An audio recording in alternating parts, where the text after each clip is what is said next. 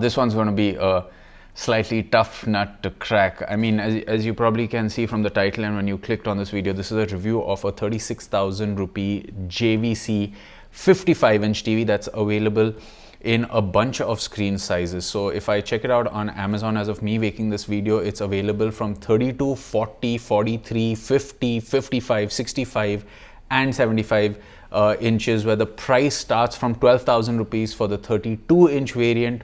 The 75-inch variant is currently unavailable, but the 65-inch goes all the way up to 50,000 rupees. But the variant I have with me is the 55-inch variant, priced at 36,000 rupees.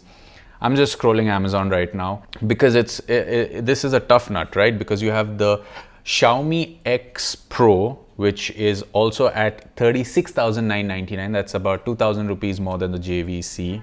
Comes with support for Dolby Vision if you are looking at a spec sheet, so to speak. The JVC comes with Dolby Atmos. I'm just going to look at TVs that I would recommend if someone was asking me. You have the Redmi 4K Fire TV series, which is again a pretty good TV. I reviewed a Redmi TV way back when they launched with the Fire TV. You have an Acer Pure TV as well. Again, this is made by different OEMs. Acer Pure is made by Acer, which is the laptop brand, but normal Acer TVs are actually made by another OEM. Complicated. You can hit me up in the comments if you want more details. And then you have Hisense as well, which has, a pretty big brand name with it. You have Blopunk as well. This is at about 32,000 rupees. And then you have the likes of TCL again at 33,000 rupees. Basically, you are spoiled for choice. And one TV that I actually have experienced, but I haven't actually put content on this channel for, which is priced at 45,000 rupees, is the Samsung Crystal 4K Vivid 2024 series. So for a mere 10,000 rupees more, you are getting a brand like Samsung. So can we actually recommend the JVC? Well, let's break this review down into a couple of points. We have the user interface. Let's start with that. We can have the connectivity options after that. Then we'll go into the picture quality and we'll divide it into watching movies and TV shows in HDR, SDR, and then we'll close off with some gaming. I forgot that sequence already. Lol. Okay. The UI is Google TV UI. It's fairly standard. It works well. It works well on most TVs, so we're not going to spend too much time on it. If you have seen a TV with a Google TV UI, you know exactly what you're getting. It supports all the popular apps. I had absolutely no issues with the UI, so that works really, really well. When it comes to the connectivity options, you have 3 HDMI ports. It supports 4K at 60 Hz only. There is no support for 120 Hz, and that's completely okay at this price point. It does support ALLM in case you want to connect a gaming console and have a gaming experience. We will discuss more of that in the gaming segment. And you have a host of connectivity options, and it has EARC as well, so you can connect a soundbar as well to this TV. So the connectivity options are quite plentiful as well. It claims to have a QLED panel and supports HDR10 and not Dolby Vision.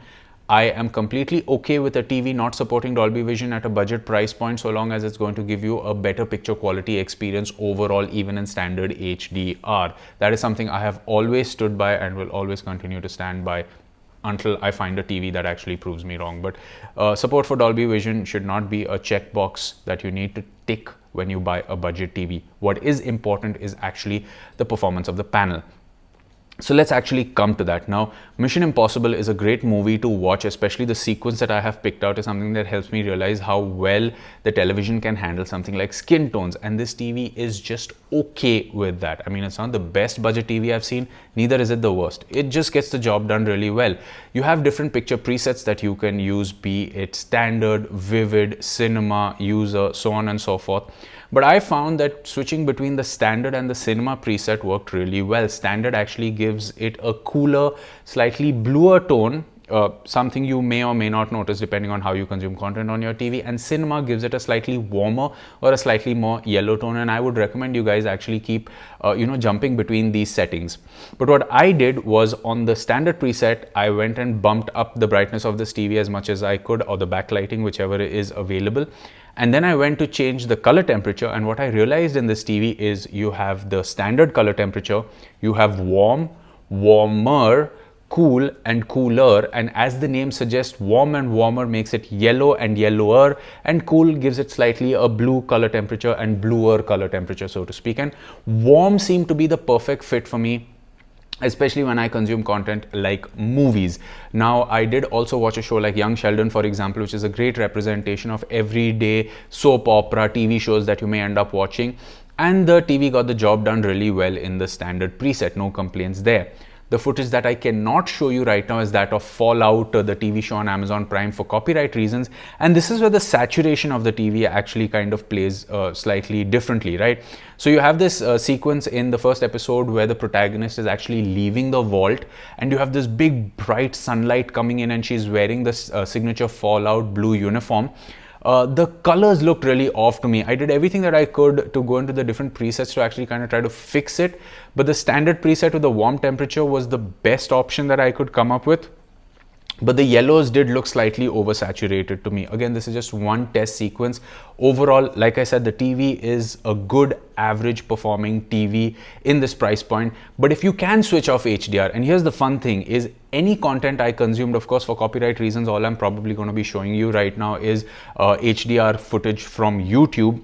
But I'm going to try to explain the best experiences. Now, let's say you can take out 2 or 3 sequences that you watch in a good HDR movie. Connect an external device like a Fire TV stick or any other device that you have, switch off HDR in the settings of that device, and then play the content, and you will notice a stark difference in the performance of this TV, because when you are watching content in SDR, this TV is actually very, very good. And that exact same experience actually translates to gaming.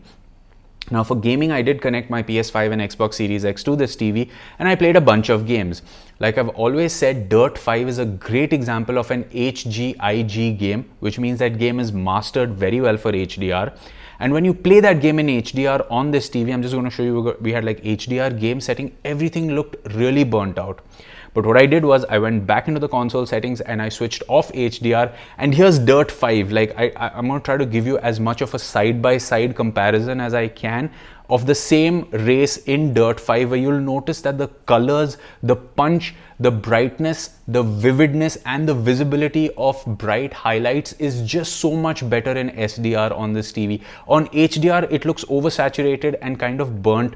And that's what I want to say, that if you are picking up this TV, please ensure you have an external device that you can connect, because in subscription services, you cannot switch off HDR inside the settings of this TV. So you will need that external device to enjoy content in SDR, because the SDR performance of this TV is actually very good. I did the same thing with a bunch of other games. So let's say I played Spider-Man, Astrobot, Ratchet and Clank, and both in HDR and SDR. I couldn't tell much of a difference. I mean, if I called in someone from the other room to show them the game running in HDR and SDR, and I'm going to try to play that footage side by side for you guys, I couldn't tell the difference. No one in my house could tell the difference. They just thought I tried to change some settings, but the visuals look the same. I tried to keep the motion and the gameplay the same as much as possible.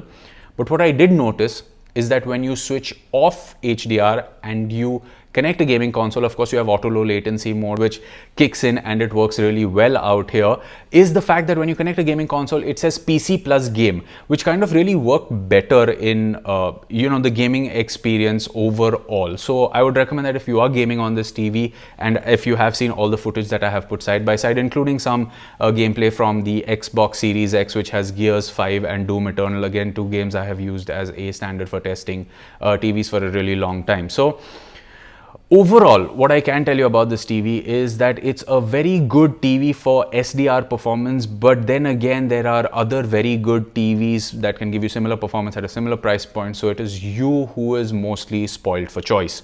When it comes to the remote control, it's pretty small, it's standard. I like the minimalistic remote. It has dedicated hotkeys for OTT, dedicated buttons to change the channel, to change the volume, a mute button, navigation, voice control. It's fairly standard. It works really, really well.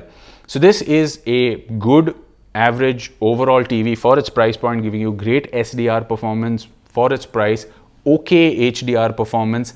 And there are some sequences where if you have too much of a particular color, it looks a little oversaturated, like the opening level of Astrobot, right? You have this desert that you kind of crash land into, looks a little oversaturated for me, but the rest of the game looks fine. So there you have it, guys. That was my review of the JVC 55-inch AI Vision QLED TV. Oh yes, and also there's the audio part that I forgot. it's okay. I'd recommend connecting an external device. I watched some TV on this with the speakers, but when I was gaming, I connected headphones to the controller, so that worked. Loud bangs can get a little tinny. The audio is average. I mean, it's what you'd expect. It claims to have 60 watts of sound output. It can get loud. Clarity at higher volumes can be an issue, but at lower volumes, if you're just watching news or TV shows, it should get the job done. So there you have it, guys. That was my review of the JVC AI Vision QLED TV. As always, you can let me know what you thought of this video in the comment section below. And for more from the world of technology and home entertainment, you can subscribe to the channel. This is me, Samir, signing off. I will catch you in another video. It's goodbye for now.